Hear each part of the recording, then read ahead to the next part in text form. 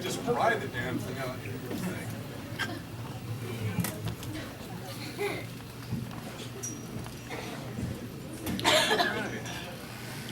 Hey guys. Howdy. It's good to be back up here.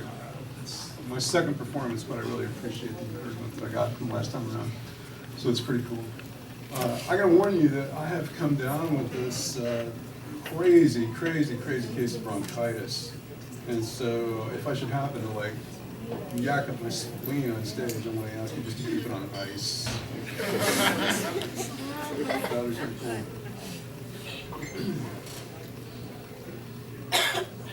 Well, this is a story about freedom and love.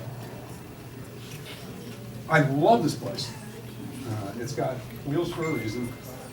I like to pack up my camping gear on it and pick some place meaningful and just take off for weeks, you know, hundreds of miles. For a long time, I've had an aversion to Christianity. And so last spring, I got tired of carrying around all that negativity, and I rode from Chattanooga to a Cistercian abbey outside of New Haven, Kentucky. 600-mile round trip. Because I wanted to put a few tough questions to the monks. This abbey, the Abbey of Gethsemane, was the home of Thomas Merton. Anybody? Well, for those who don't know Merton, he was a priest. He was a brilliant Catholic writer, and he was a leader of the Vietnam Era peace movement. One of his main messages was that people whose minds are full of sin and judgment have no room left over for love. So minds full of sin and judgment. I was raised fundamentalist, but I, fell away because I've been around too many judgmental people who cherry-pick the Bible to construct a moral authority to bully sinners with their bigotry. I mean, it's Muslims and gays and Obama taking their fucking guns away. Hardline Christians can be Christianity's worst enemy. They dominate our national dialogue. And so why can't gentle, loving, and tolerant Christians drown them out, Because God commands Christians to go out and preach love to every creature. So I was wondering what kind of God these hardliners worship. So it was a 5-day bike ride, 300 miles, and I had plenty of time to mull that question over. I get there, and the Abbey is just gorgeous. It's these simple white buildings surrounding a cathedral. It's on maybe 1,000 acres of this rolling Kentucky farmland. And when I finally got there, I was just exhausted. I'd probably burned 20,000 calories on the ride, sweated gallons. But I get there, and it's after hours, and the reception desk at the retreat house is shut down. So I wander around, and I find a kitchen. And here, with her back to me, is this hair-netted woman, and she's just finished cleaning up the place. Everything's put away. And so I say, "What?" And she flinches. She's all startled. And she turns around, spins, and I'm standing there in my stinking clothes. I'm crusted with sweat. I've got a 5-day beard, and I'm wearing a bicycle helmet. And I can tell from her face what she's thinking. Fight Club. I mean, granted, she's not literally thinking about Fight Club, but she's at least subconsciously driven by one of the themes of the movie, and that is that your father is your model for God. And certainly that's true for me. My fundamentalist father was my model for God too, but I'll get to that.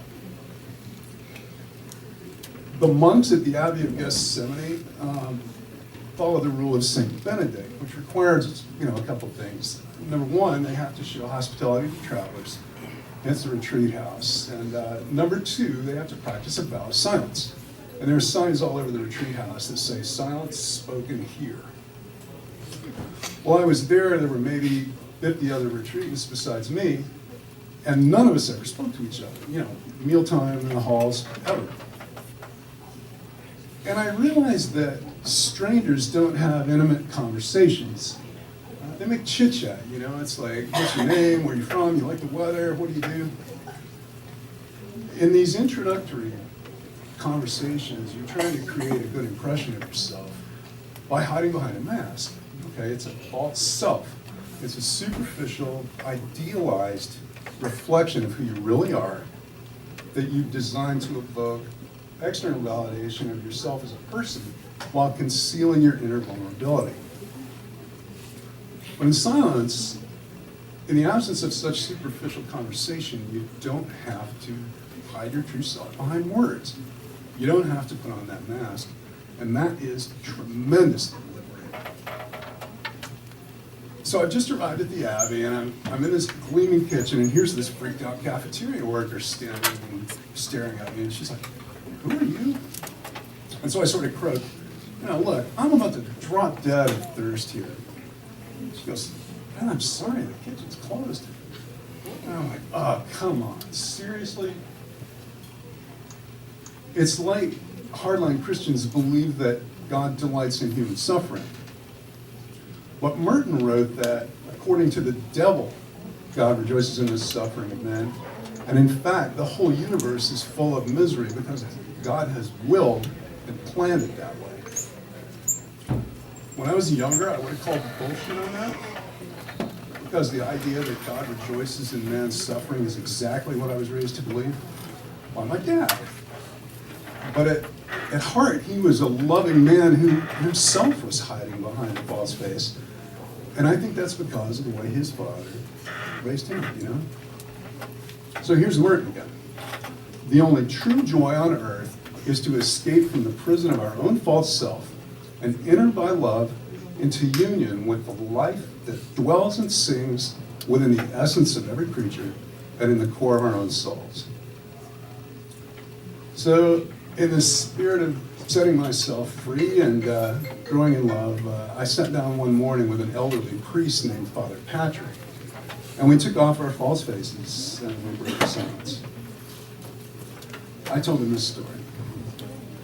When I was 5 years old, I was toddling around in the living room, and I realized that here on the wall is this cool plastic plate that's got slots in it, that are just about the size of my fingers. So I'm sitting on the floor poking at one of these things, and my dad sees that and just rushes over, jerks me up and goes, "Don't do that. These things are dangerous. You could get hurt." And, naturally, I, being a little kid and terrified of this big angry grown-up, I lied. I wasn't doing anything. I wasn't playing with those. And my dad gets furious. He's like, "You lied to me, and that's a sin. And if you had died right then, God would have taken you and thrown you into a pit of fire for all of eternity." 5 years old. Father Patrick was aghast when I finished that story. He wasn't surprised one bit that I'm averse to Christianity. And then he told me a story of his own. There were two little girls, different culture and different religion, okay, but still, who were out playing in a river where they weren't supposed to be. And that was apparently some kind of sacrilege. And so the religious leaders took them and cut off their hands. And when Father Patrick finished that story, this gentle, kind old monk started weeping. So, afterwards, he suggested that I take some time alone to reflect on our conversation by going and walking around the Abbey's nature trail. And dude, it is the most beautiful place. It's, flowers and trees and, meadows and so forth. Well, I'm strolling around and I'm just drinking it in. And at one point, it passes a park bench that overlooks one of the meadows.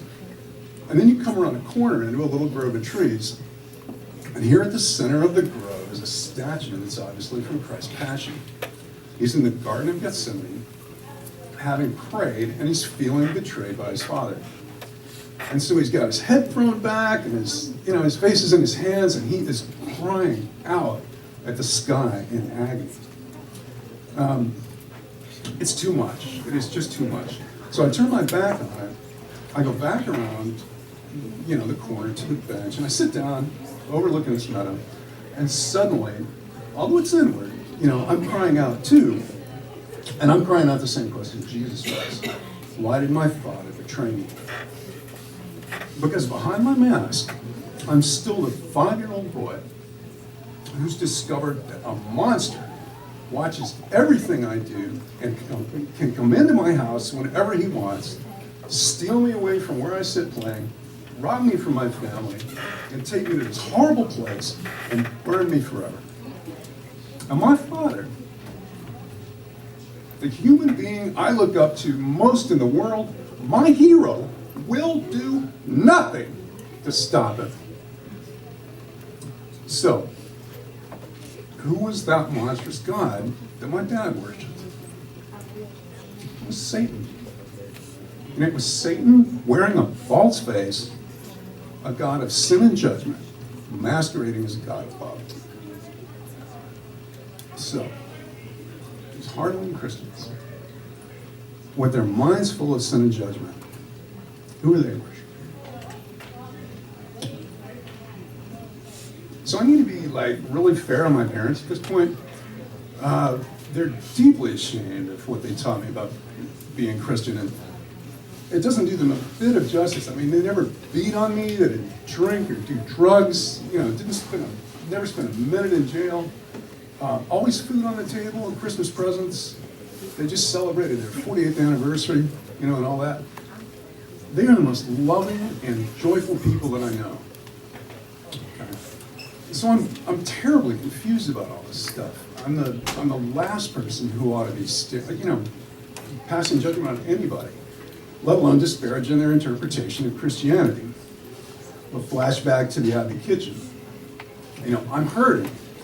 And here's this other human being, this cafeteria worker, witnessing, and yet doing nothing. So I'm like, look, I'm crazy thirsty. You gotta help me here.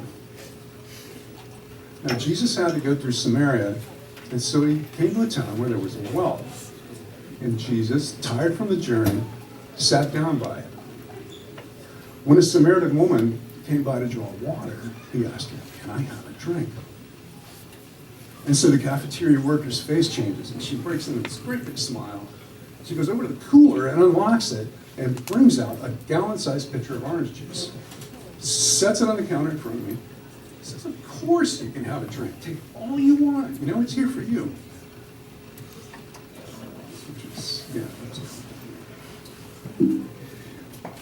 Obviously, I'm not Jesus, right? But the person who is suffering and needs your help has been put there to help you grow in your ability to love. And loving Christians like that cafeteria worker, or rather loving people, instead of saying, "Burn in hell, sinner," we'll always take that opportunity. And so here's Merton one last time. We do not exist for ourselves alone, and it is only when we're fully convinced of this fact that we begin to love ourselves properly, and thus also love others. What do I mean by loving ourselves properly? I mean, first of all, desiring to live, accepting life as a great gift and a great good, not because of what it gives us, but because of what it enables us to give to others.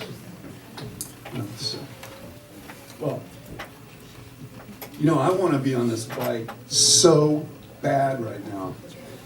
I'm going anywhere. And that's what's up here. This is my monastery. Here I can be silent. Here I can drop that false face and the fear and the confusion that hide behind it. Here is where I can set myself free and I can learn to grow in love.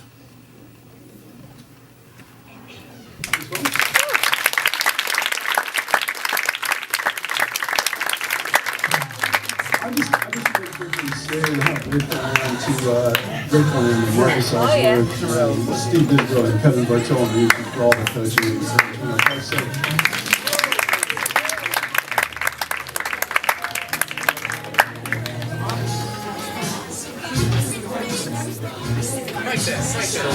Hey man, George was never my secret.